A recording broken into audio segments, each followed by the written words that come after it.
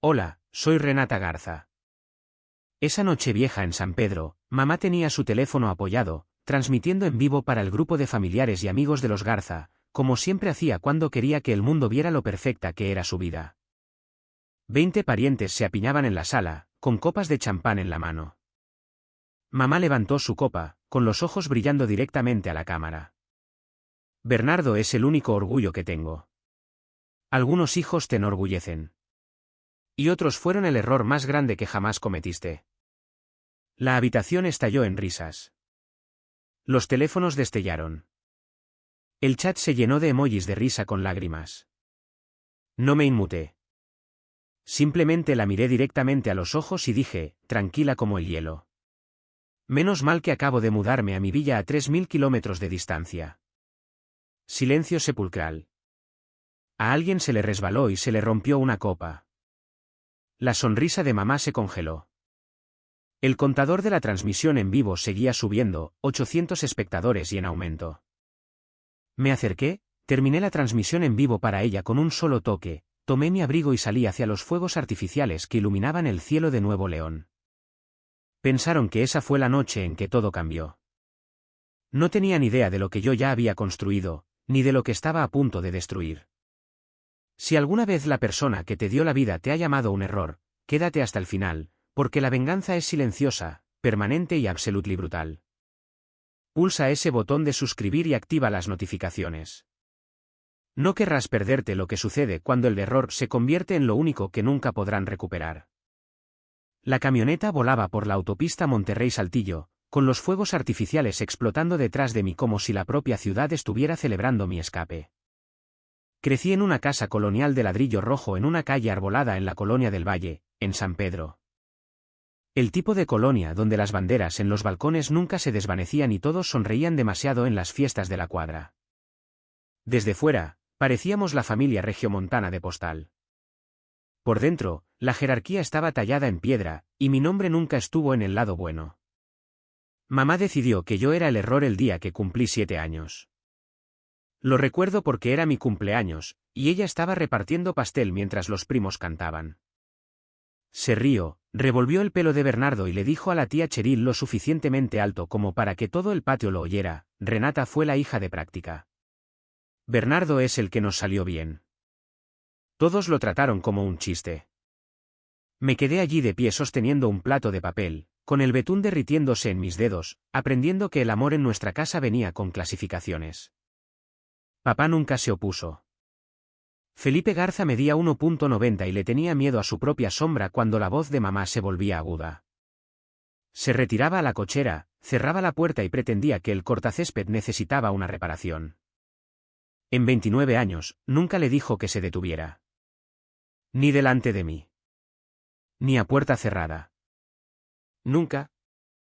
La preparatoria significaba supervivencia. Trabajaba por las mañanas en una panadería antes de la primera clase, daba clases particulares de álgebra después del entrenamiento y reponía estantes en el Soriana los fines de semana. Cada peso iba directamente al fondo de inversión para la universidad que la abuela Francisca había iniciado para mí el día que nací. Mamá CEO firmaba los estados de cuenta, conocía el saldo y sonreía cada vez que los estados de cuenta llegaban por correo. La primavera que recibí mi carta de aceptación del TEC de Monterrey, mamá me llamó a la isla de la cocina. Bernardo tenía 17 años, ya comprometido con el equipo de fútbol americano de allí. Deslizó el último resumen del fondo sobre el mármol. 2.183.000 pesos. Vamos a transferirlo todo a Bernardo, dijo, con voz azucarada. Él tiene una beca académica completa, pero las cuotas deportivas y el alojamiento suman. ¿Entiendes? Le pregunté por qué estaba tomando dinero que tenía mi nombre. Sonrió con la misma sonrisa que usaba para las fotos de la iglesia. Porque algunos hijos valen la inversión, Renata. Otros simplemente te enseñan qué no hacer la próxima vez. Papá estaba a 1 metro de distancia, con los brazos cruzados, mirando el suelo de madera. Esperé a que dijera algo, cualquier cosa. Se aclaró la garganta una vez, luego salió a revisar el correo que ya había sido revisado. En lugar de eso, me matriculé en la universidad pública. Un viaje en camión de 40 minutos en cada sentido. Mantuve el trabajo de la panadería, añadí el de auditoría nocturna en un motel barato y aún así terminé mi carrera técnica con un promedio de 10. Mamá nunca asistió a la ceremonia de graduación, estaba ocupada planeando la fiesta de despedida de Bernardo al otro lado de la ciudad. La abuela Francisca vino sola. Pelo plateado, ojos cálidos, sin rodeos. En el estacionamiento, me puso un sobre grueso en la mano. 425.000 pesos en un cheque de caja. Esto es para el día que decidas que ya has tenido suficiente, dijo. Lloré tan fuerte que no pude hablar. 2 años después, cuando tenía 20 y estaba lista para transferirme a una universidad para terminar mi licenciatura, mamá se enteró.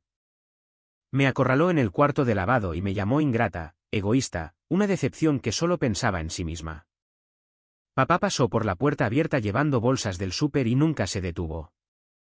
Esa misma semana, la abuela Francisca transfirió otros 680.000 pesos, sin nota adjunta, solo la línea de referencia, para el futuro de Renata. Ese dinero pagó el depósito y el primer año de alquiler de un estudio de 40 metros cuadrados en Los Cabos, Baja California Sur, el día que cumplí 24. Metí todo lo que poseía en la camioneta, me despedí de la abuela con un beso en su porche delantero y conduje hacia el oeste sin decirle a nadie en esa casa que me iba para siempre. Mamá envió un solo mensaje de texto la mañana que crucé Sinaloa: estás abandonando a la gente que te crió. Apagué el teléfono y seguí conduciendo. Durante los siguientes 6 años, desaparecí de su versión de mi vida. Me abrí camino en la ciberseguridad sanitaria, analista junior con 1.224.000 pesos anuales, senior con 1870000, luego líder con 2550000. Cada certificación, cada aumento, cada brutal semana de guardia fue mía y solo mía. Dejé de publicar en cualquier plataforma que pudieran ver. Me convertí en la hija que solo existía cuando necesitaban compararme con Bernardo. La noche que mamá se paró en nuestra sala, con la transmisión en vivo en marcha, y me llamó su mayor error ante 800 espectadores, yo tenía 28 años, estaba libre de deudas y a 90 días de cerrar la compra de una villa de 5 recámaras en los suburbios de Los Cabos. Ya había firmado los papeles para adquirir una pequeña startup de privacidad de datos con 8 empleados existentes. Ya había diseñado la vida que quería, ladrillo por ladrillo, quincena por quincena, sin un solo centavo de las personas que afirmaban que nunca debería haber nacido. Mientras la camioneta devoraba los kilómetros oscuros esa noche vieja, los fuegos artificiales finalmente se desvanecieron en el espejo. Mi teléfono se había quedado sin batería hacía horas por la avalancha de llamadas que nunca contesté. Por primera vez en mi vida, el silencio no se sentía pesado. Se sentía como la línea de salida. 8 meses después de esa noche vieja, vivía en Los Cabos, exactamente a 3.000 kilómetros de la casa que nunca sentí como un hogar. Los primeros 3 años en Baja California no fueron más que trabajo duro. Entré directamente a un puesto de analista senior de ciberseguridad en el Hospital ABC, ganando 272000 de base más bonos anuales. Los días de 12 horas eran normales, los fines de semana eran para certificaciones, y las rotaciones de guardia significaban resolver brechas críticas a las 3 de la mañana desde el sofá de mi estudio de 40 metros cuadrados. Ahorré cada peso, comí arroz y pollo a la plancha 6 noches a la semana, pagué todo de contado y nunca toqué una tarjeta de crédito. En mi 4.º año en la península, encontré una pequeña startup de privacidad de datos en San José del Cabo que se estaba ahogando. 8 empleados, contratos decentes en el sector de la salud, el dueño desesperado por jubilarse. Ofrecí 6.800.000 pesos en efectivo más un pago condicionado a resultados de 2 años. Cerramos en 28 días. El día que las llaves fueron mías, la rebauticé como Soluciones Escudo Garza. Mi apellido en la puerta por primera vez en mi vida. El crecimiento fue explosivo. Firmamos con 2 sistemas hospitalarios regionales en los primeros 6 meses, luego con un centro médico universitario completo. La plantilla se duplicó de 8 a 14 en menos de 18 meses. Los ingresos anuales pasaron de 20.4 a 64.6 millones de pesos. Mi participación de repente valía más en papel que los 2.183.000 pesos que mamá me había quitado una década antes. Fue entonces cuando compré la villa en el Pedregal de Cabo San Lucas. 5 recámaras, 4 baños, 400 metros cuadrados en medio acre de tierra de Baja California. Exterior de estuco blanco, molduras negras, alberca tipo resort, cocina al aire libre y un comedor lo suficientemente grande como para sentar a 30 personas sin sentirse apretado. El día que firmé los papeles, caminé sola por la casa vacía, con las llaves resonando en el suelo de madera, y sentí como la última cadena de San Pedro se rompía en dos. Sofía Valdés entró en mi mundo 6 semanas después del cierre. Era la nueva directora de cumplimiento normativo de nuestro cliente más grande, increíblemente inteligente, con cero paciencia para los juegos corporativos, y la primera persona que me miró como si mi lugar estuviera a la cabeza de la mesa.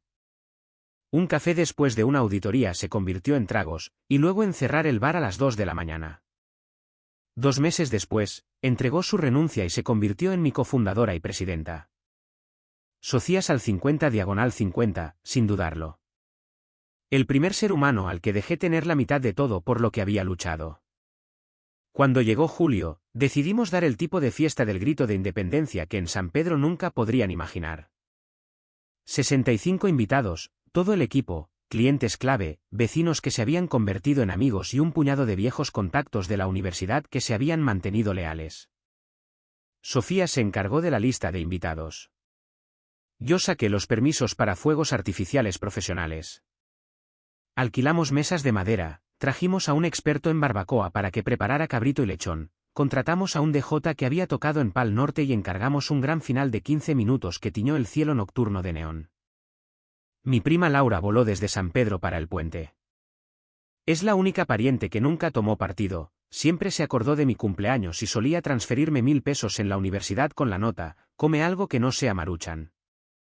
Pasó toda la fiesta filmando con su teléfono, maravillada con la alberca, la comida, la vista, la magnitud de lo que había construido. A las 9:30 en punto, la compañía de fuegos artificiales comenzó el espectáculo. Cascadas doradas, dalias carmesí, peonías verdes, cohetes que hicieron que los niños se taparan los oídos y se rieran. 65 personas se agolparon en el jardín trasero, con los teléfonos en alto, boquiabiertos. Laura transmitió en vivo en su Facebook personal, girando en círculos, haciendo zoom en la villa, gritando por encima de las explosiones: «Raza, mi prima Renata construyó este imperio de la nada aquí en Los Cabos». La miré a través del patio, me reí y levanté una luz de bengala como si fuera un brindis. A medianoche, el último coche se marchó, el DJ recogió sus cosas, y Sofía y yo nos sentamos en los escalones de la alberca terminando la última botella de Moet y Chandon, con los pies colgando en el agua mientras un ligero humo aún flotaba sobre los tejados. Por primera vez en mi vida, una festividad se sintió como si me perteneciera en lugar de al revés. Caí en la cama agotada, con el teléfono en modo avión, profundamente dormida antes de que mi cabeza tocara la almohada. No tenía idea de que la emocionada transmisión en vivo de Laura ya estaba corriendo por grupos privados de Facebook de San Pedro, y que al amanecer, llegaría a lugares que todavía pensaban que poseían una parte de mí. La mañana del 16 de septiembre, me desperté con 641 notificaciones nuevas, cada una con una alada de San Pedro o un nombre que no había visto desde la prepa. Me serví café, me senté en la isla de la cocina y abrí el primer mensaje. Era un clip de 30 segundos de Laura girando en mi jardín, con fuegos artificiales explotando sobre su cabeza, su voz alta y orgullosa: «Mi prima Renata construyó todo este imperio de la nada aquí en Los Cabos». El pie de foto debajo, publicado a las 2:14 de la madrugada, hora del centro, decía: «Esperen, ¿esta es la hija de Gloria Garza? ¿La que llamó su mayor error en Nochevieja?». 412 emojis de risa, 900 veces compartido ya.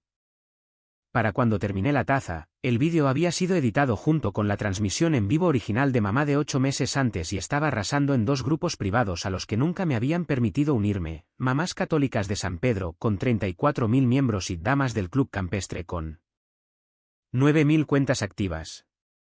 Alguien había añadido música dramática y zooms en cámara lenta en la villa, la alberca, los fuegos artificiales profesionales. El contraste era devastador. Los comentarios llegaron rápidos y feroces. Gloria siempre está predicando sobre los valores familiares en su círculo de oración, pero esto explica por qué nunca publica fotos de su hija. La membresía del campestre debe estar sufriendo si el error vive así. Mamá se convirtió en el personaje principal de los chismes de San Pedro por primera vez en su vida, y no de la manera que le gustaba. Cada domingo durante las siguientes 7 semanas, las señoras la esperaban después de la misa de la 1 de la tarde en el atrio. Una de las esposas de un empresario importante la acorraló junto a la barra de café y preguntó lo suficientemente alto como para que 3 filas la oyeran: «Gloria, ¿esa casa tan hermosa es realmente de tu hija? Porque ciertamente no parece que nadie haya cometido un error al criarla». Mamá trató de restarle importancia con una risa, dijo que era solo de alquiler y huyó al estacionamiento agarrando su misal como un escudo. El club de campo fue brutal. Mamá presidía la gala de otoño, formaba parte del comité de membresía y tenía su nombre en el muro de donantes de bronce en la casa club.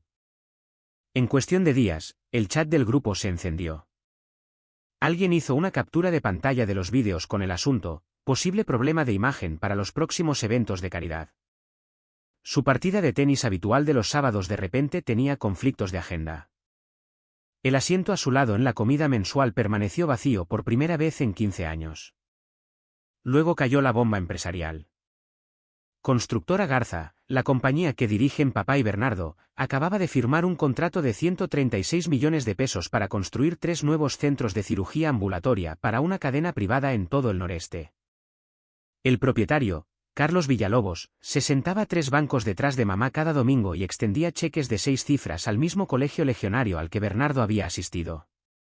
Exactamente 22 días después de que el vídeo del 15 de septiembre se hiciera viral, Bernardo recibió una carta certificada con el membrete de Inmobiliaria Médica Villalobos.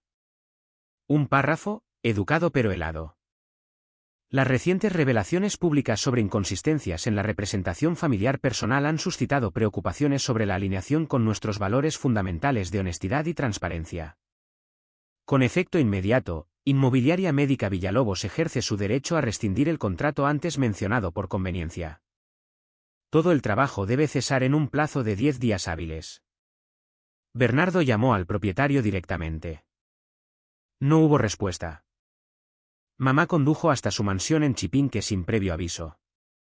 La empleada doméstica dijo que el señor Villalobos estaba de viaje indefinidamente. Traducción: los Garza ahora eran tóxicos. 2 promotores más pequeños siguieron su ejemplo la misma semana, exigiendo el pago por adelantado en lugar de a 30 días. El banco que mantenía la línea de crédito de la empresa solicitó estados financieros personales actualizados y programó una revisión informal de la garantía. La noticia se corrió rápidamente en el cerrado círculo de la construcción de Monterrey de que Constructora Garza estaba pasando por algunos problemas familiares. Bernardo perdió a su mejor proyectista a manos de un competidor que le ofreció un bono por firmar. Mamá intentó arreglarlo de la única manera que sabía.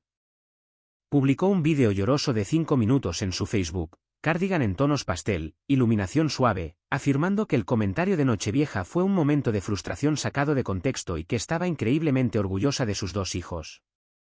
Fue un fracaso estrepitoso. Los clips editados se compartieron aún más. Los comentarios la tildaron de manipuladora, celosa, falsa. El vídeo alcanzó las 300.000 vistas y permaneció fijado con notas de la comunidad que corregían su cronología. Observé toda la implosión desde mi oficina en Los Cabos, con las notificaciones aún llegando como olas. Nunca reaccioné, nunca comenté, ni siquiera lo vi desde mi cuenta real. Solo actualizaba los grupos un par de veces al día, sorbía mi café helado y dejaba que la ciudad que me crió se devorara a sí misma por la verdad que de repente no podía ignorar. 2 meses después, a las 6:45 de la mañana de un sábado tranquilo, la cámara de mi portón me alertó de que había 3 personas de pie en la acera fuera de la villa. Todavía estaba en shorts de pijama y una camiseta descolorida del TEC, con el pelo recogido, y la cafetera apenas empezaba a sisear. Puse la transmisión en vivo en mi teléfono y sentí que se me iba el aire de los pulmones. Mamá, papá y Bernardo, arrugados por un vuelo nocturno, con las maletas todavía luciendo etiquetas brillantes de Aeroméxico clase Premier, los rostros pálidos bajo el sol matutino de Baja California. La blusa de mamá estaba abotonada torcidamente. Los ojos de papá estaban inyectados en sangre, y Bernardo no dejaba de mirar a ambos lados de la calle como si estuviera aterrorizado de ser reconocido. Pulsé el intercomunicador. ¿Puedo ayudarlos? Mamá se abalanzó sobre el altavoz. Renata, abre este portón ahora mismo. Volamos toda la noche. Vamos a entrar. Mi voz se mantuvo plana. Indiquen su propósito. No se molestó en saludos. El consejo parroquial entregó una carta el jueves. Tengo que presentarme ante ellos el próximo domingo por conducta inapropiada. La Junta del Club Campestre programó una audiencia de ética de emergencia para el martes siguiente.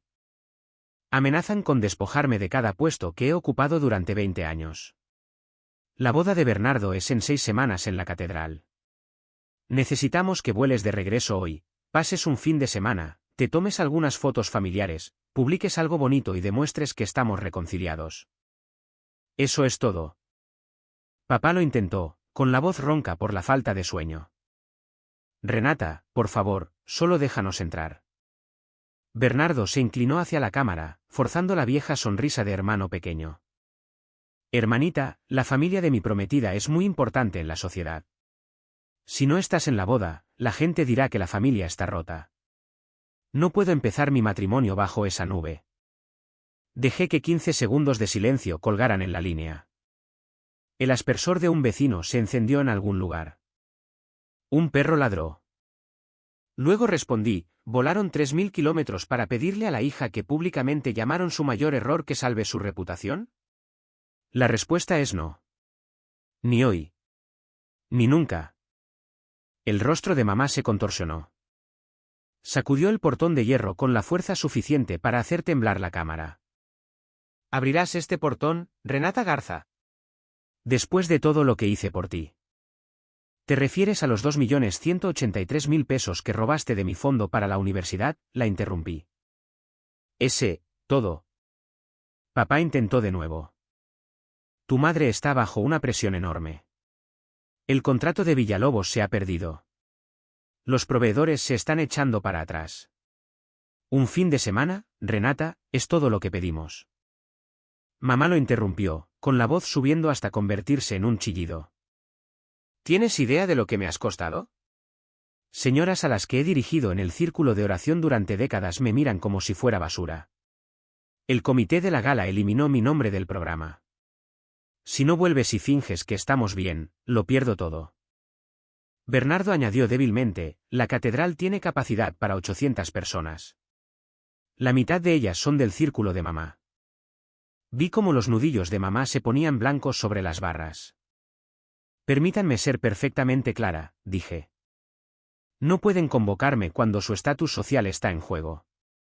Perdieron el derecho a mi presencia la noche que anunciaron a todo Internet que nunca debería haber nacido. Mamá explotó. Golpeó la caja del intercomunicador con tanta fuerza que la pantalla parpadeó. Pequeña egoísta, ingrata. Yo te di la vida. ¿Me debes esto?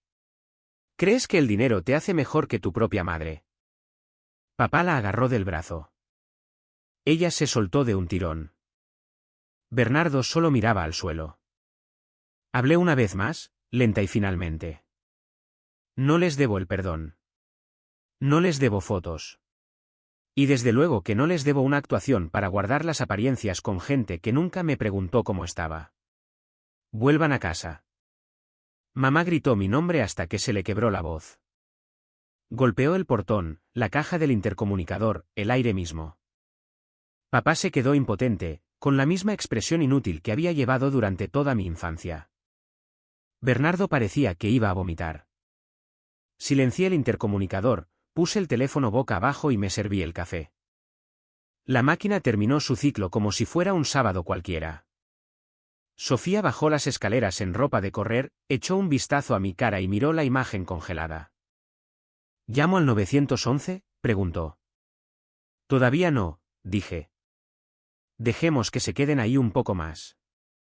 Bebimos nuestro café en la isla y vimos cómo el contador de tiempo subía. 20 minutos. 35.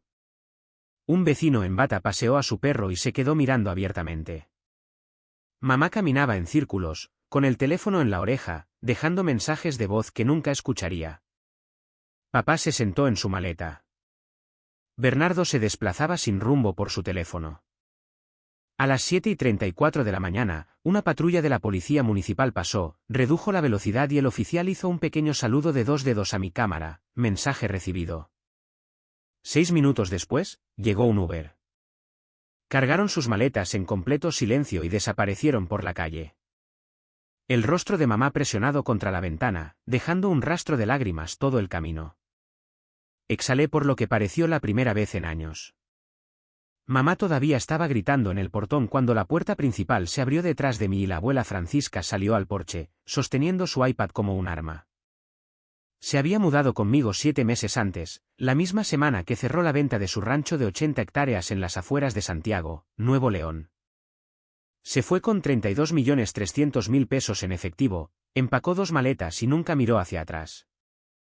La mañana después de que la transmisión en vivo de mamá en Nochevieja se hiciera viral, la abuela llamó a su abogado de sucesiones y le dijo, arréglalo.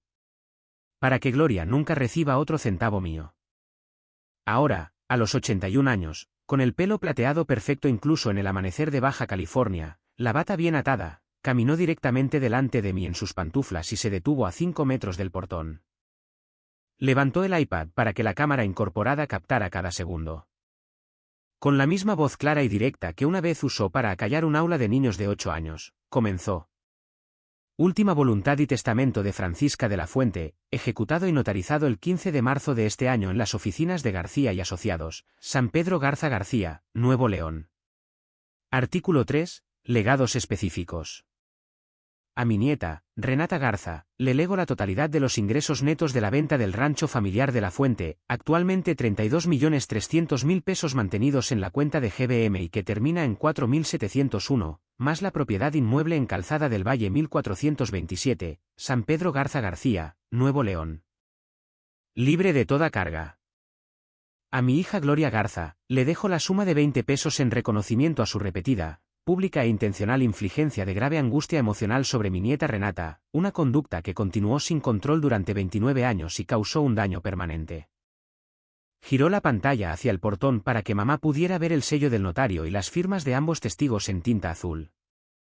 El grito de mamá se cortó a media voz. Su rostro se puso blanco.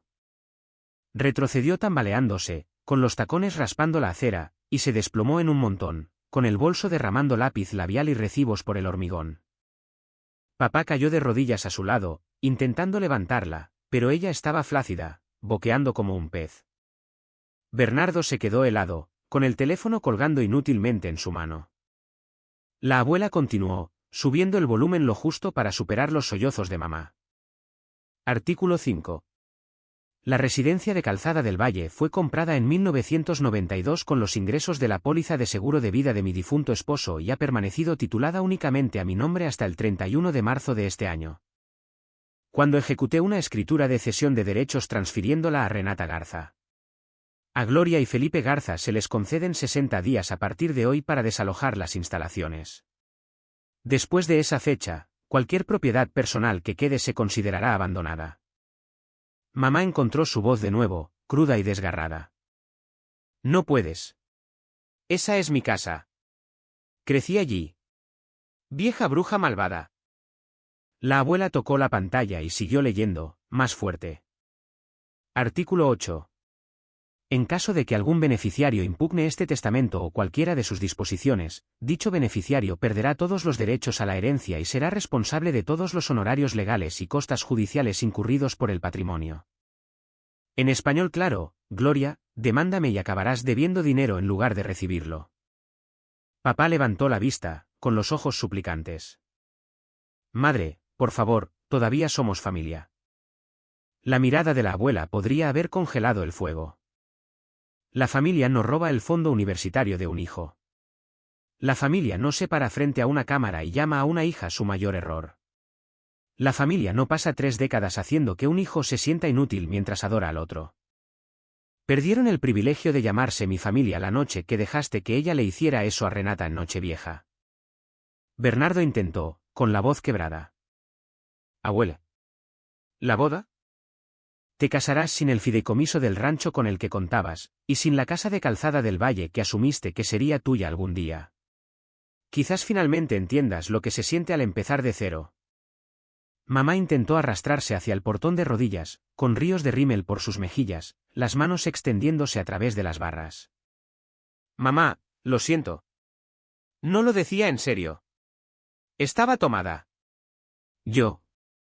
La abuela bajó el iPad, miró a mamá directamente a los ojos y pronunció la última frase sin levantar la voz. Decías cada palabra en serio, Gloria. Y todo el mundo te oyó. Sofía se puso a mi lado, con el teléfono ya en la oreja. Sí, al 911. Tenemos a 3 individuos que se niegan a abandonar una propiedad privada en Paseo de la Gaviota 1837 y están causando un disturbio público. Gracias. Mamá escuchó la palabra policía y chilló, tratando de levantarse, resbalando de nuevo. Papá la levantó por los codos mientras ella se agitaba. Bernardo solo miraba a la abuela como si la viera por primera vez. 2 patrullas llegaron en menos de 5 minutos, con las torretas parpadeando en silencio. Los oficiales tomaron declaraciones, revisaron las grabaciones del portón y confirmaron los registros de propiedad en sus tabletas. Un oficial le dijo a mamá con calma pero con firmeza que esto era propiedad privada y que tenían que irse de inmediato o enfrentar cargos por allanamiento de morada. Mamá gritó durante todo el camino hasta la segunda patrulla, amenazando con demandas, fuego infernal y condenación, todo lo que sus pulmones podían soportar. Papá arrastraba ambas maletas, con la cabeza gacha. Bernardo lo seguía en silencio, con los hombros encorvados hacia adentro como si el peso de la mañana le hubiera roto algo por dentro. Los oficiales esperaron en la acera hasta que llegó un Uber. Vieron cómo el coche se alejaba, con el rostro de mamá todavía presionado contra la ventanilla trasera, la boca abierta en un lamento silencioso. La abuela cerró el iPad, deslizó su brazo libre por el mío y me guió hacia adentro. La pesada puerta principal se cerró con un golpe suave e irrevocable. 4 meses después, el último mensaje de un número desconocido aterrizó en mi carpeta de correo no deseado. Una sola nota de voz, de 37 segundos. Casi la borro. La curiosidad ganó. Pulsé reproducir. Era una grabación antigua, granulada pero inconfundible, mamá en alguna subasta benéfica de hace años, con una copa de vino en la mano, riendo ante un círculo de señoras del club campestre. Bernardo es el hijo por el que rezamos. ¿Renata?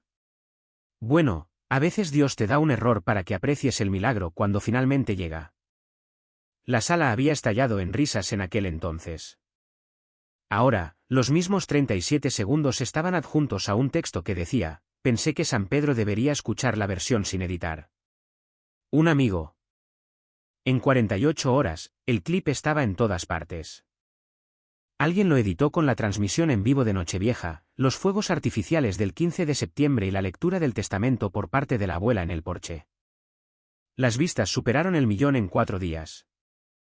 Inmobiliaria Médica Villalobos rescindió oficialmente el contrato de 136 millones de pesos el lunes siguiente, citando riesgo reputacional irreparable. 2 días después, una cadena de hospitales en Saltillo retiró su expansión de 102 millones. Un tercer promotor en Torreón canceló un parque de oficinas médicas de 68 millones de pesos antes de que la tinta de los permisos se secara. Constructora Garza perdió 374 millones de pesos en contratos activos en menos de 3 semanas. La empresa despidió a 37 empleados. El banco congeló su línea de crédito. Los proveedores exigieron pago de contado. La boda de Bernardo, ya reducida 2 veces, fue trasladada de la catedral a una pequeña capilla con capacidad para 80 personas. La caída de mamá fue más rápida y dura. La Junta del Club Campestre de Monterrey votó por unanimidad para eliminarla de la lista de miembros por conducta perjudicial para la reputación del club. Su nombre fue raspado del muro de donantes de bronce antes de que la pintura se secara. El consejo de la parroquia aceptó su renuncia, voluntaria, de todos los comités, todos los roles de enseñanza, cada posición visible que había ocupado durante 25 años. Anunciaron su jubilación anticipada a los 58 años con una declaración de 2 frases y sin recepción. Las fotos de la una vez impecable familia Garza comenzaron a desaparecer de los directorios de la iglesia, los anuarios del club, las presentaciones de las galas benéficas. La gente que antes se peleaba por el asiento junto a mamá en las comidas ahora la ignoraba en el pasillo del supermercado. Papá nunca dijo una palabra públicamente. Simplemente envejeció 10 años en 4 meses. Lo observé todo desde 3.000 kilómetros de distancia.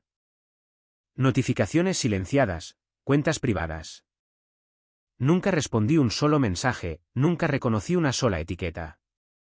Uno por uno, bloqueé cada número de San Pedro que aún tenía mi contacto, cada antigua dirección de correo electrónico, cada cuenta social sobrante que pudieran intentar usar. Limpio, permanente, final. En Nochevieja, exactamente un año después de que mamá levantara esa copa de champán y reescribiera mi historia de origen para el mundo, Sofía y yo subimos a la terraza de la azotea de la villa. La abuela Francisca vino con nosotros, envuelta en una manta, con los ojos brillantes. Habíamos contratado a la misma compañía de fuegos artificiales que iluminó el cielo del 15 de septiembre. 15 minutos, de calidad profesional, solo para nosotros tres y la tranquila noche de Los Cabos. A las 11:59 de la noche, encendí la mecha yo misma. El primer cohete gritó hacia arriba, estalló en oro, luego en carmesí, luego en un crisantemo blanco perfecto que goteaba chispas como lluvia lenta. El segundo pintó el cielo de violeta. El tercero convirtió el mar debajo de nosotros en plata fundida. La abuela me apretó la mano. Sofía apoyó su cabeza en mi hombro. Mientras el final tronaba sobre nuestras cabezas, una andanada de 20 cohetes que sacudió las ventanas de las casas a 1 kilómetro de distancia, miré hacia la ciudad que había elegido y pronuncié las únicas palabras que importaban ya. Mamá dijo que yo era el error. Sonreí mientras el cielo explotaba en colores que había pagado con mis propias manos. Ahora todo San Pedro lo sabe, el mayor error que cometió fue perderme. El último fuego artificial se desvaneció. El humo se desplazó hacia el este, llevado por el viento hacia un estado en el que nunca volvería a poner un pie. Estaba final, completa, irrevocablemente libre.